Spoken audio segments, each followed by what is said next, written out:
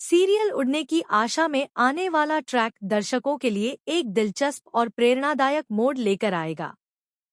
साहिली, जो अपनी मेहनत और समर्पण से हमेशा दूसरों को प्रेरित करती है, अब अपने सपने को साकार करने के करीब पहुंच चुकी है।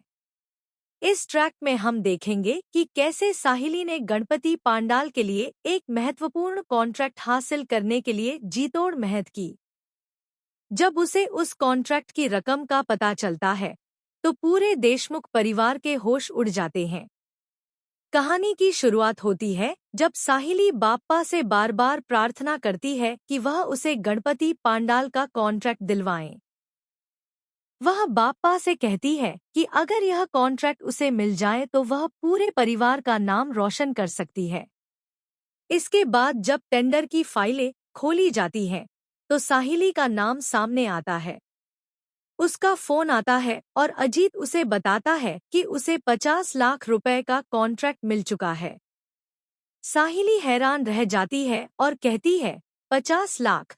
यह सुनकर वह दंग रह जाती है क्योंकि उसने कभी नहीं सोचा था कि वह इतनी बड़ी रकम हासिल कर पाएगी। लेकिन कहानी में एक नया मोड़ आता है।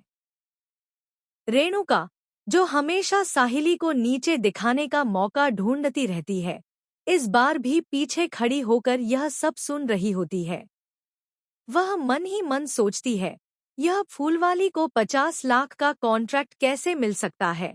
रेणुका की यह सोच जल्द ही दर्शकों के सामने खुलकर आती है क्योंकि वह साहिली के रास्ते में रुकावट डालने की पूरी कोशिश करती है।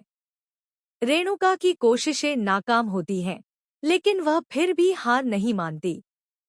वह किसी भी तरह से साहिली के रास्ते को रोकने के लिए हर मुमकिन कोशिश करती है, चाहे वह कुछ भी हो। हालांकि साहिली अपने टेंडर को लेकर पूरी तरह समर्पित है। वह जानती है कि यह उसके जीवन का सबसे बड़ा मौका है और वह इसे खोना नहीं चाहती। इस दौरान सचिन, जो हमेशा साहिली के साथ खड़ा रहता है, उसकी मदद करता है।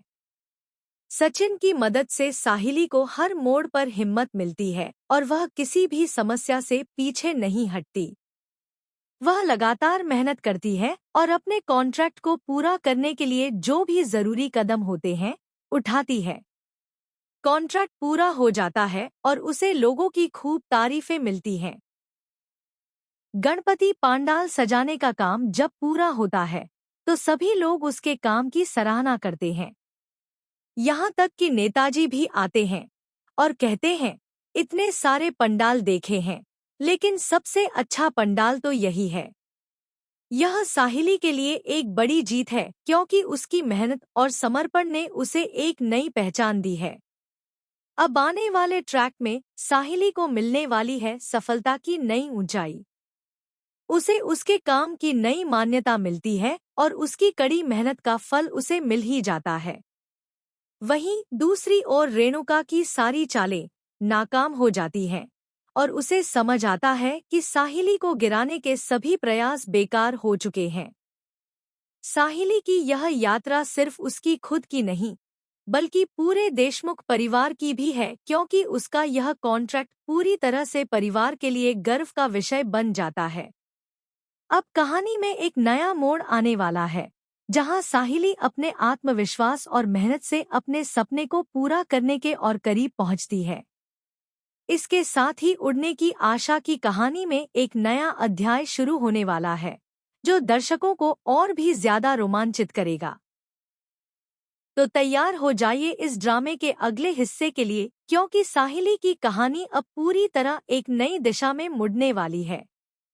उसकी सफलता की यह राह अब